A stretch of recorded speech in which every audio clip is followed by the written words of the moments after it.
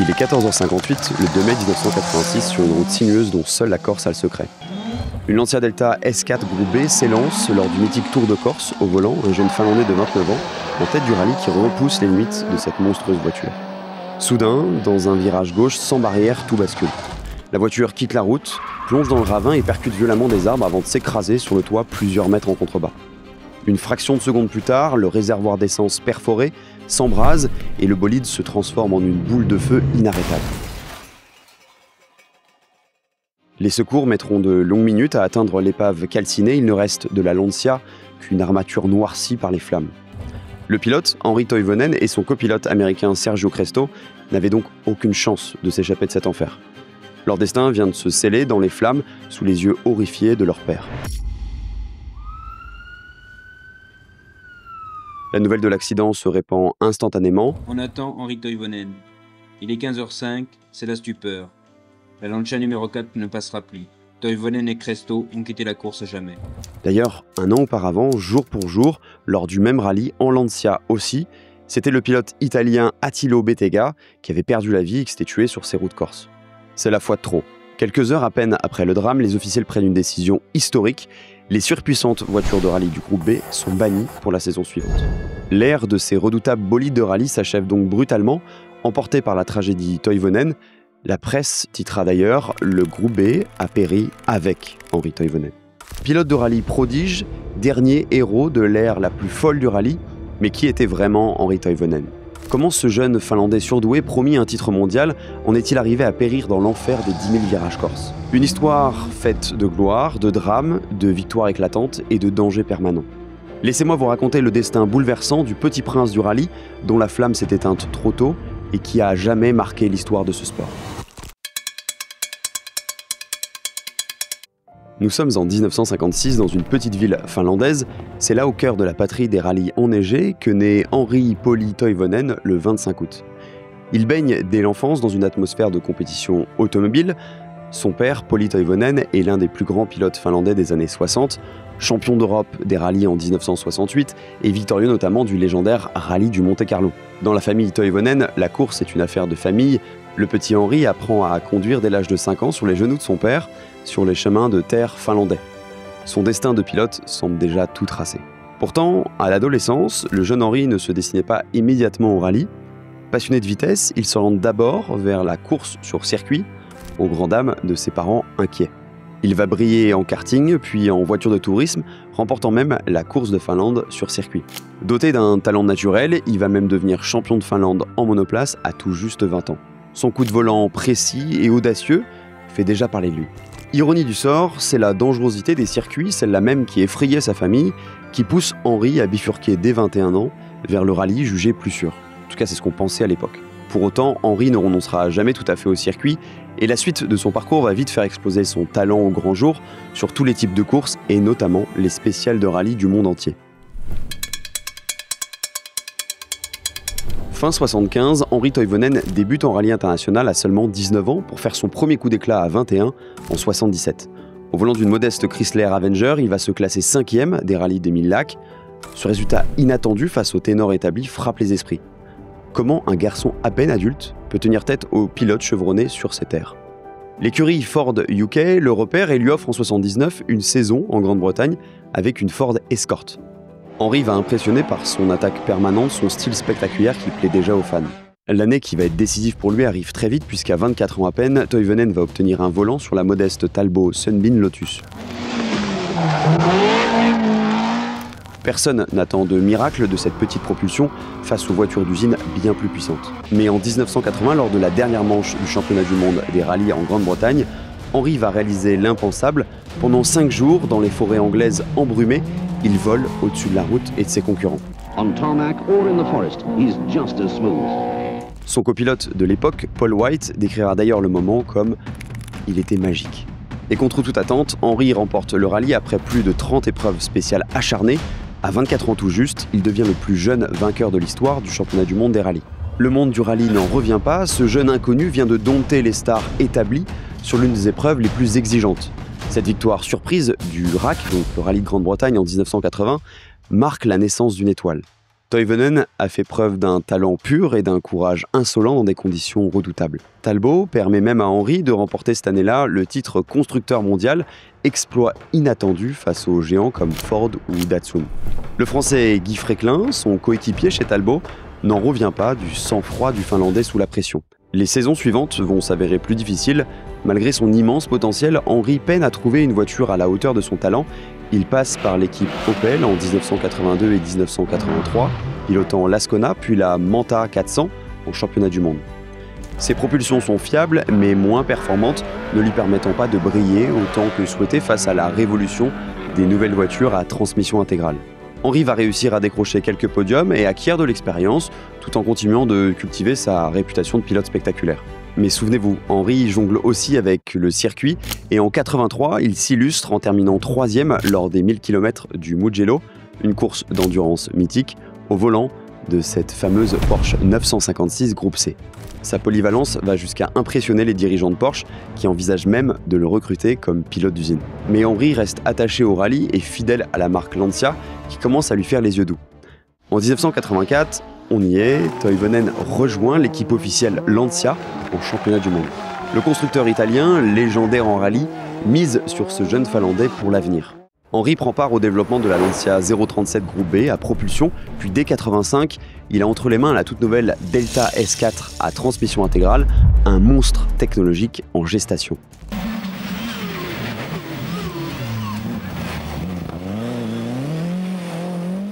C'est à ce moment précis que la carrière de Toivonen s'apprête à prendre un tournant décisif entre triomphe retentissant et danger exacerbé.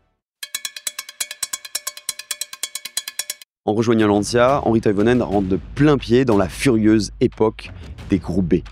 Au milieu des années 80, les rallyes sont dominés par de nouvelles voitures surpuissantes, véritables bolides de 400 à 500 chevaux aux technologies de pointe. Audi ouvre la voie en 1981 avec sa transmission intégrale révolutionnaire et désormais chaque marque dégaine sa machine de guerre. C'est l'arrivée des Peugeot 205 Turbo 16, de l'Audi Quattro Sport S1, de la Ford RS 200 et de la Lancia Delta S4 qui repoussent toutes les limites de la physique. Pesant moins d'une tonne, équipées de moteurs turbo-compressés survitaminés aux carburants expérimentaux, elles accélèrent aussi fort qu'une F1.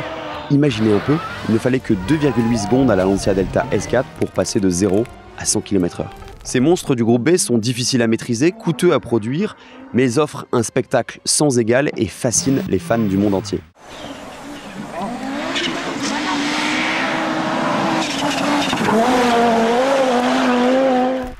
Le championnat du monde des rallyes vit sa période la plus exaltante, mais aussi la plus dangereuse de son histoire.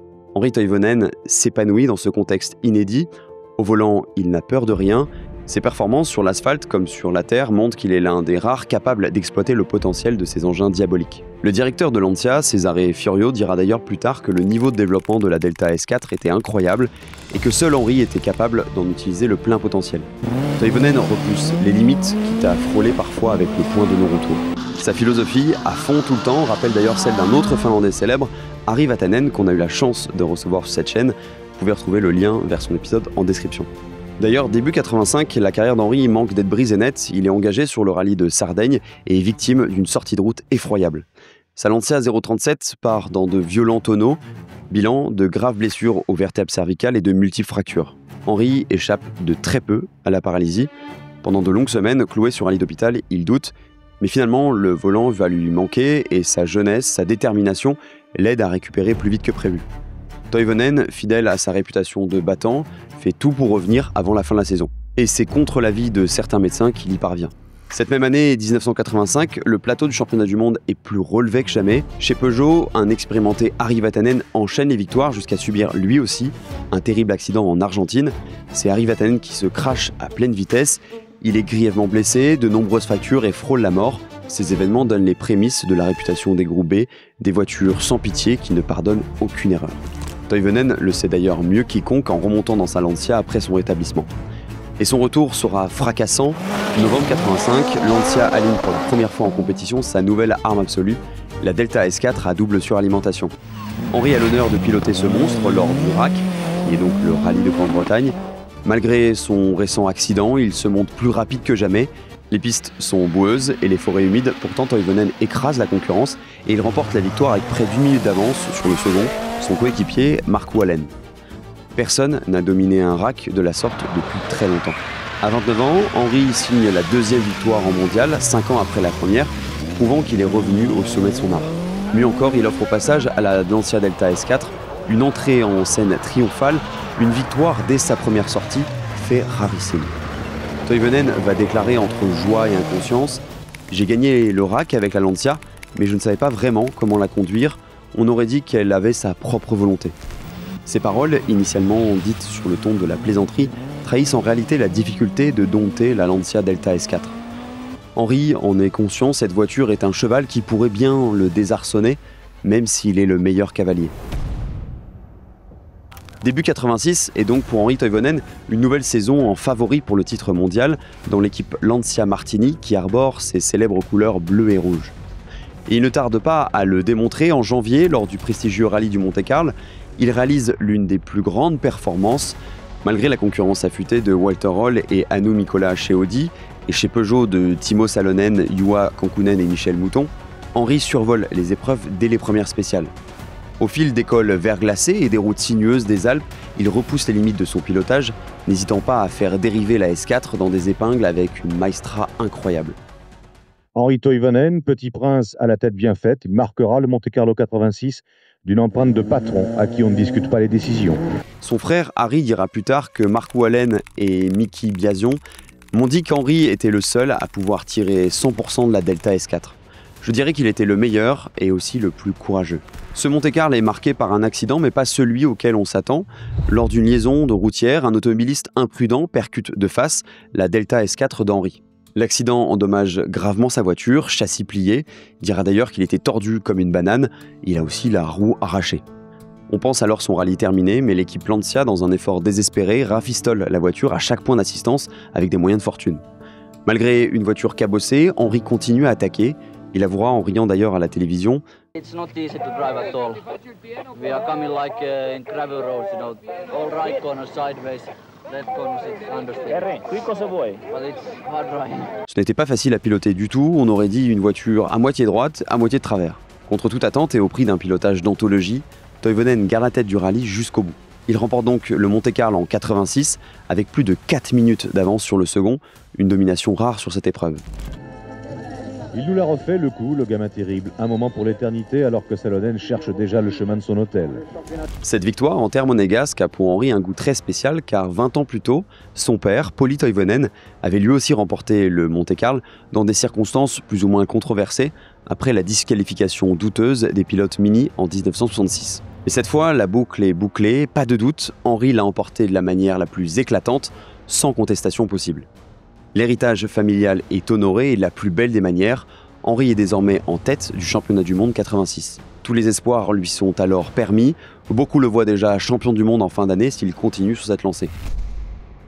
Pourtant, derrière les paillettes et la victoire monégasque, l'ombre du groupe B continue de grandir. La suite de la saison 86 va plonger le rallye dans une spirale tragique et c'est Henri lui-même qui va en être l'acteur principal malgré lui. En 86, les rallyes du championnat du monde sont à la fois au sommet de leur popularité et au bord du gouffre en termes de sécurité. Les voitures de groupe B, de plus en plus puissantes, attirent des foules immenses sur les bas-côtés. Dans certains pays, cela tourne à de la folie incontrôlable.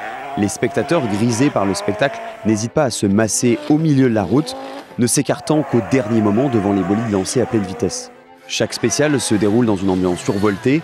Un mur humain s'ouvre au tout dernier moment pour laisser place aux voitures. Ça paraît complètement impensable aujourd'hui. À l'époque, le pilote allemand Walter Röll avait d'ailleurs confié qu'il fallait considérer les spectateurs comme des arbres immobiles pour oser rouler aussi vite en pleine foule. Dès le mois de mars 86, rallye du Portugal, la situation dégénère. Au départ d'une spéciale, des centaines de personnes débordent sur les routes portées par l'adrénaline. Le pilote local Joaquim Santos arrive à vive allure dans la foule compacte, perd le contrôle et tente de les éviter, mais percute de plein fouet les spectateurs. Le bilan est catastrophique, 3 morts, une trentaine de blessés graves. Le rallye est immédiatement interrompu et toutes les équipes d'usine, Peugeot, Lancia, Ford, Audi, se retirent de l'épreuve en signe de protestation. Arrivant à l'autodrome, on a appris que les Lancia et Peugeot plus Roll, ils ont décidé de ne plus repartir s'ils ne supprimaient pas les deux boucles, parce qu'ils estimaient, eux, que c'était trop dangereux. Le drame provoque un électrochoc, la presse internationale s'interroge sur les dérives meurtrières du rallye. Les organisateurs promettent de renforcer la sécurité, mais en pratique, le spectacle continue presque comme avant. Pourtant, les fans, eux, demeurent incontrôlables, surtout dans les pays latins où la passion frôle l'hystérie collective. Parallèlement aux problèmes de foule, les performances hallucinantes des voitures continuent à dépasser les capacités humaines. Piloter une groupe B sur une route sinueuse exige des réflexes surhumains. Plusieurs grands noms tirent la sonnette d'alarme. Timo Salonen, double champion du monde, avoue parfois finir les spéciales les bras tétanisés. Les ingénieurs s'inquiètent, nos voitures vont trop vite pour les routes et pour les hommes. La fédération, dirigée par Jean-Marie Balestre, est critiquée pour son laxisme. Elle a beau imposer de nouveaux dispositifs de sécurité, le mal est plus profond. Le rallye est entré dans une sorte de surenchère où chaque nouvelle voiture surpasse la précédente en puissance et au détriment du contrôle. Henri Toivonen observe tout cela avec lucidité, mais comme ses pairs, il continue de courir. Que peut-il faire après tout? C'est son métier, sa passion. Les autres grands pilotes de l'époque, Mark Wallin, Walter Roll, Juha Kankkunen, Michel Mouton et le jeune français Didier Auriol, qui débute à ce moment-là, tous partagent ce mélange d'excitation et d'une peur un peu sourde. Ils savent tous qu'à la moindre erreur, la sanction est fatale. Mais pourtant, chacun appuie à fond, porté par l'adrénaline, la gloire et la ferveur du public. C'est ce climat électrique qui va conduire à la tragédie tant redoutée lors de l'épreuve suivante du calendrier, en Corse. Mai 86, après son triomphe au Monte-Carlo, Henri Toivonen a fait l'impasse sur le rallye du Kenya, l'épreuve étant trop spécifique pour la Lancia. Il arrive donc en Corse pour la 5e manche du championnat du monde, avec une motivation intacte, mais aussi une condition physique imparfaite. Le Tour de Corse est surnommé le rallye des 10 000 virages, une épreuve 100% asphalte, uniquement sur des routes montagneuses, étroites et tortueuses. C'est un marathon exténuant pour les hommes et pour les machines. Or, Henri est fiévreux, il traîne un virus et est complètement enrhumé, ce qui l'oblige à prendre des médicaments antibactériens et anti-inflammatoires. Malgré cela, il reste le favori. Personne n'imagine qu'il puisse être battu sur une surface comme le bitume, qui ne semble avoir aucun secret pour lui. Dès le départ du rallye, le 1er mai 86, Toivonen impose un rythme d'enfer. Il signe les meilleurs temps sur 11 des premières spéciales. Si les routes corses sont piégeuses, bordées de ravins, il paraît insensible à la pression. La Delta S4, qui porte le numéro 4, rugit et avale les virages à une allure folle, parfois en glissant des 4 roues à quelques centimètres à peine du précipice. À la fin de la première étape, Henri compte une avance astronomique, plus de 5 minutes d'avance sur son poursuivant, le français Bruno Sabi sur Peugeot. Donc, on était un peu à l'agonie. Donc, là, on prend pas mal de retard sur Toivonen.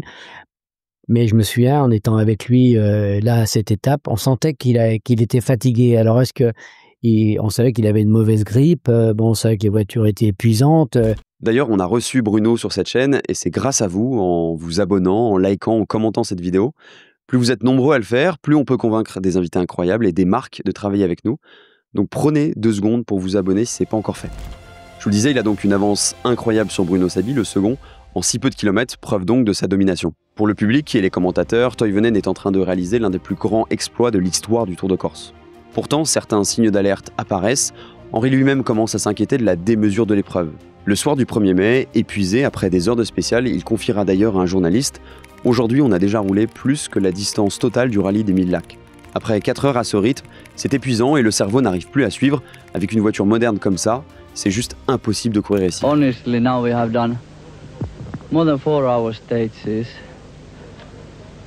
First day, we have done more in the more stage times than on whole Rally of Thousand Lakes. I mean, this is really a murder. With these fast cars we are. Dans sa bouche, un tel aveu est inédit. Henri Toivonen, le casse-cou invincible, va reconnaître que ce Tour de Corse le pousse dans ses derniers retranchements physiques et mentaux. Personne ne le sait encore, mais ces mots seront son dernier témoignage public. Le 2 mai 86 au matin, Henri repart malgré tout à l'attaque, toujours en tête. Il reste alors une dizaine d'épreuves spéciales à disputer dans la journée. La fatigue se lit sur son visage, mais il n'en laisse rien paraître dans le baquet de sa Lancia, enchaînant les virages corses.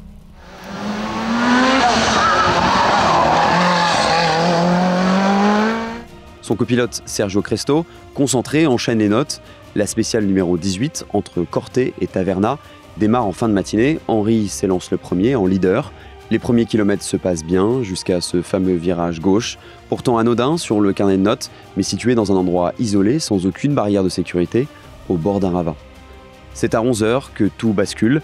Sa Delta S4, portant le numéro 4, arrive trop vite dans la courbe, les pneus dérapent dans le vide et en une fraction de seconde, la voiture sort de la route. Aucun spectateur n'est présent à cet endroit pour voir précisément la scène. La Lancia part tout droit dans le ravin et dévale une trentaine de mètres en contrebas, heurtant violemment plusieurs arbres. L'impact est terrifiant. Le réservoir sous le siège d'Henri est éventré et l'essence hautement volatile s'enflamme instantanément. L'explosion est gigantesque, visible à des kilomètres à la ronde. Mais là, on ne pouvait pas approcher des flammes. C'était déjà un brasier. La voiture était déjà complètement ensevelie dans les flammes. On ne pouvait même pas approcher. Un extincteur ne pouvait rien faire. La Delta S4 s'embrase en quelques secondes. Henri et Sergio n'auront pas le temps de crier à l'aide. Ils sont soit tués sur le coup, soit inconscients lorsque le feu les consume. Aucune trace de tentative de freinage ou d'évitement ne seront relevées sur la route. En quelques instants, il ne reste plus que la carcasse calcinée de la voiture et 2 corps sans vie à l'intérieur. C'est Bruno Sabi qui, quelques minutes plus tard, en arrivant, horrifié par la scène, prévient les secours. Et là, effectivement, quand on est en face, on s'arrête et on voit que c'est la voiture qui brûle. Donc là, je savais qu'à 2 minutes, la voiture qui est plantée derrière, j'aurais le temps de revenir. Donc je reviens juste à l'entrée du virage pour marquer qu'on était là et puis bon, pour signaler qu'il y avait eu quelque chose. Quand les pompiers et les mécaniciens Lancia atteignent enfin l'épave, il est trop tard depuis longtemps. Henri Toivonen et Sergio Cresto sont morts.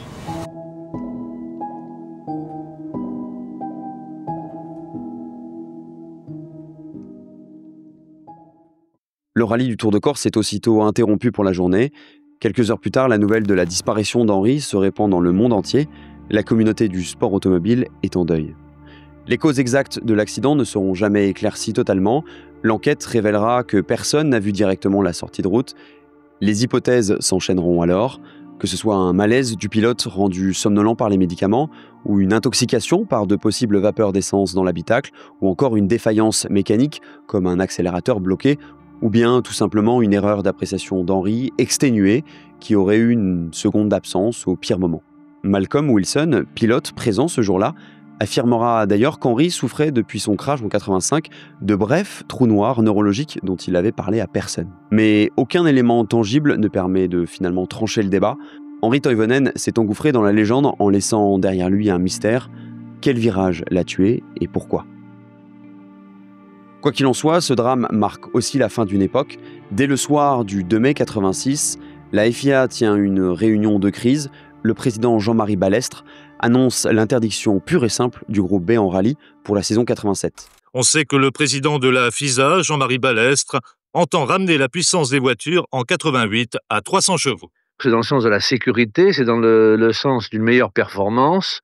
Il est évident qu'il y a toujours des évolutions techniques et nous avons mis en place les nouveaux règlements pour limiter la puissance des voitures à 300 chevaux. Les projets de voitures encore plus puissantes, le futur groupe S, sont abandonnés sans appel. À partir du 1er janvier 1987, premièrement, annulation totale du futur groupe spécial rallye groupe S. Le rallye vient de perdre en 1 an 2 pilotes d'usine, Bettega et Toivonen, et plusieurs spectateurs. Le bilan humain est trop lourd.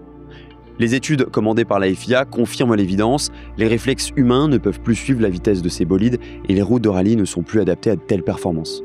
Il faut changer de philosophie pour sauver la discipline. La saison 86 ira tout de même jusqu'à son terme avec les groupes B, comme une tournée d'adieu. Après cela, une nouvelle ère plus raisonnable débutera, bâtie sur le sacrifice de Henri Toivonen et bien d'autres. Le Tour de Corse 86, lui, reprendra timidement le lendemain après l'accident. Bruno Sabi remportera la victoire d'une course endeuillée, sans joie. Ce rallye, je l'ai gagné, mais je le mets jamais en avant, je me vante jamais de l'avoir gagné. J'ai récupéré cette première place.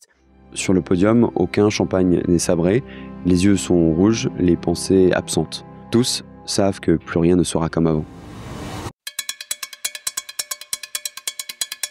L'accident de Henri Toivonen a mis un terme brutal à la période la plus flamboyante et la plus risquée du rallye mondial. Grâce aux mesures prises dans la foulée, le championnat va renaître en 87 avec des voitures plus sages, les groupes A, et une sécurité renforcée pour le public. Henri Toivonen n'a donc pas perdu la vie pour rien. Sa disparition a sauvé d'autres vies en forçant la prise de conscience et l'arrêt de l'escalade de la puissance meurtrière. Il restera malgré lui le symbole de cette époque démesurée qu'on a parfois surnommée par un jeu de mots macabre l'ère des Killer Bees. Au-delà de ce rôle tragique, Henri Toivonen laisse surtout l'image d'un pilote exceptionnel et d'un homme attachant. J'ai eu l'occasion de connaître Henri, surtout au Mille Lacs. Il avait été gentil, c'était un garçon adorable. Et puis c'était un seigneur, quoi. Puis c'était un... S'il n'avait pas eu cet accident, il aurait fait une carrière exceptionnelle. En Finlande, sa terre natale, il est considéré comme un héros national aux côtés de Harri Vatanen, Anu Mikkola ou Juha Kankkunen et d'autres champions nordiques. Son style de pilotage fait de panache et de prise de risque a inspiré toute une génération de jeunes pilotes. Les hommages à Toivonen ont fleuri un peu partout après 1986. En Corse, sur le lieu même de l'accident, une stèle de marbre a été érigée portant les noms d'Henri Toivonen et de Sergio Cresto, son copilote. Régulièrement, des fleurs y sont déposées et on y voit souvent une bouteille de martini intacte, un clin d'œil à son sponsor fétiche, posé en mémoire du champion. En 87, les organisateurs du championnat du monde ont retiré définitivement le numéro 4 des portières en rallye, en guise d'hommage pour le numéro que portait Henri en Corse. Mais c'est surtout dans le cœur des gens qu'il a laissé son empreinte. Pour perpétuer son souvenir, l'ancienne pilote Michèle Mouton a confondé en 88 un événement inédit, la Race of Champions, une course annuelle rassemblant les meilleurs pilotes de diverses disciplines. Champion here, all of them. It's the first time ever they are all together, and for the first time they are driving the same car. Walter Röhrl just started now. When he's coming back, it will be Anu Mikkola behind him on the same car, not on equal car, on the same car. And this is the idea of the race. Cette compétition était à l'origine dédiée aux pilotes de rallye et avait pour but de rendre hommage à Henri Toivonen. Encore aujourd'hui, le vainqueur individuel de la Race of Champions se voit remettre le trophée Henri Toivonen, un titre honorifique qui entretient la mémoire du champion disparu. Henri Toivonen a également marqué la culture du rallye. Il incarnait cette génération de pilotes sans peur, vivant à 200%, qui n'hésitaient pas à risquer leur vie pour la victoire. Aujourd'hui, près de 40 ans après, Henri Toivonen demeure une légende indétrônable du rallye. Son souvenir plane sur chaque rallye de Finlande où il a débuté et sur chaque spécial de Corse où il s'est envolé. Les spécialistes le citent d'ailleurs souvent parmi les plus grands pilotes n'ayant jamais été champion du monde, au même titre qu'un Colin McRae ou un Gilles Villeneuve en Formule 1. Son héritage sportif est visible dans le pilotage de nombreux champions qui ont suivi, inspirés par son audace et son adresse. Henri Toivonen aura vécu intensément chacune de ses 29 années, brûlant la vie comme on brûle l'asphalte, sans jamais renoncer à ses rêves de vitesse. Son destin tragique a mis un point final à l'âge d'or fou du groupe B, mais il a aussi ouvert un nouveau chapitre plus sûr pour le rallye. Le petit prince du rallye s'en est allé dans les flammes, mais son étoile brille encore, tel un guide dans la nuit, rappelant à tous les amoureux de ce sport ce qu'est la passion du pilotage poussée à son paroxysme. Henri Toivonen a rejoint le panthéon des héros automobiles et son nom restera à jamais gravé dans l'histoire, synonyme de génie, de courage et de sacrifice.